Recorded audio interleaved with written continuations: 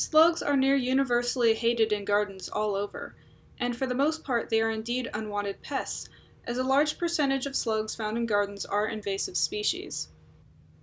Let's start with the largest of the non-native species in this area, the red slug. They come from northwestern Europe and range in color from nearly black to nearly orange, and usually have a lighter orange fringe along the foot. They can get up to 14 centimeters long and are omnivores. The other large invasive from Europe you might see is the leopard slug. They are almost always found in gardens. Interestingly, not only are these slugs detritivores, they are also carnivores, hunting and eating smaller slugs.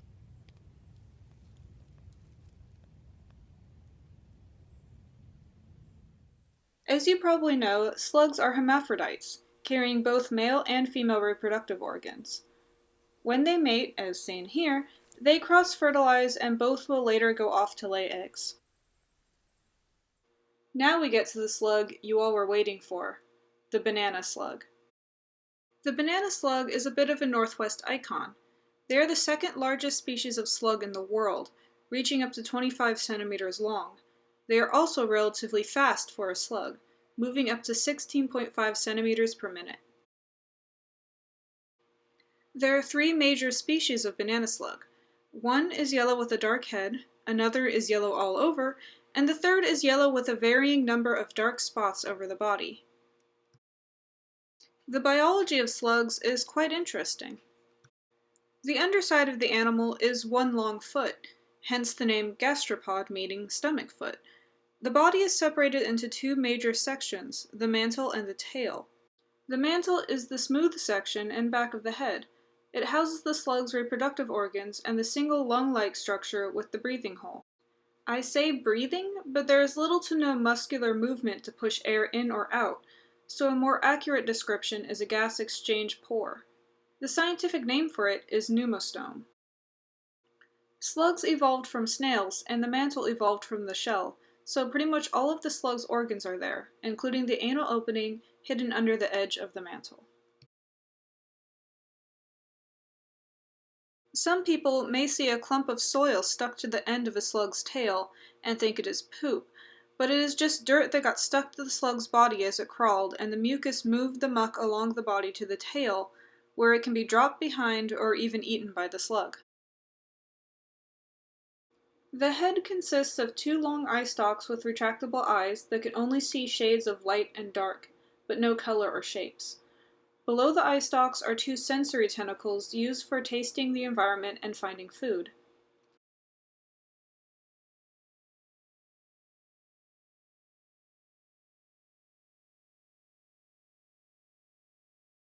Here you can see the pneumostome more clearly.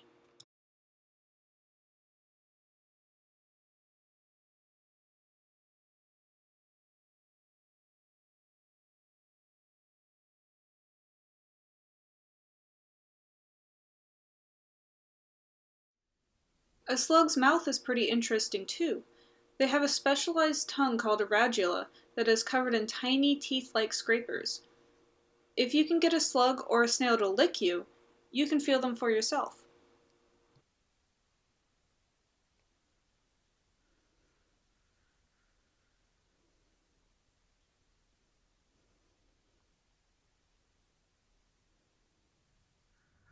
The majority of a slug's body is the tail, which is almost entirely made of muscles for moving around.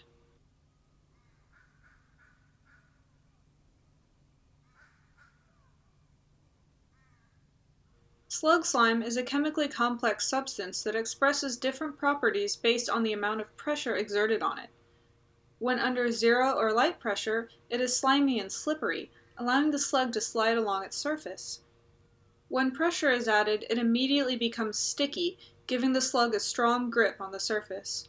You can watch as the muscles of the foot move in waves to put pressure on the slime and slide across it.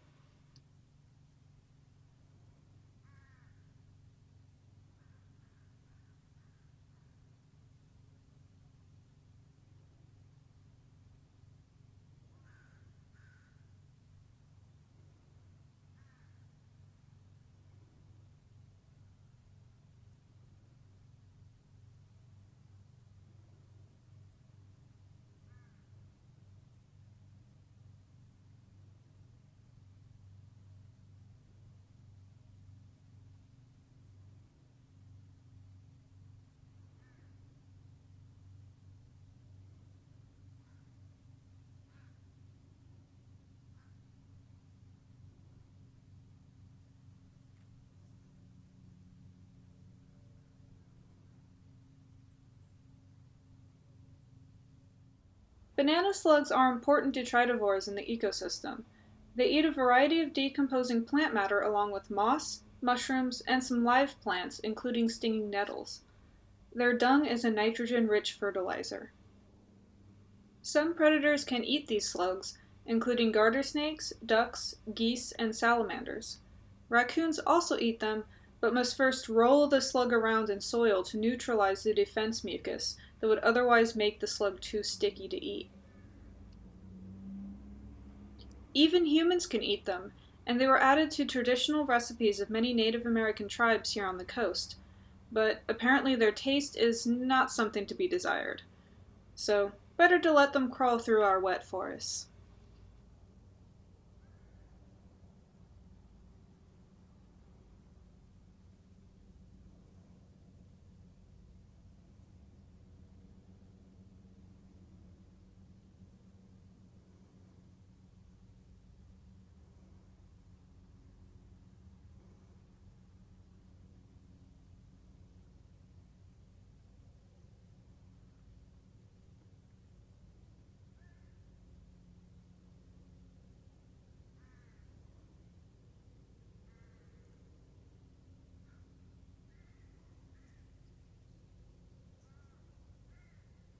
Thank you all for watching, and subscribe for more backyard critters.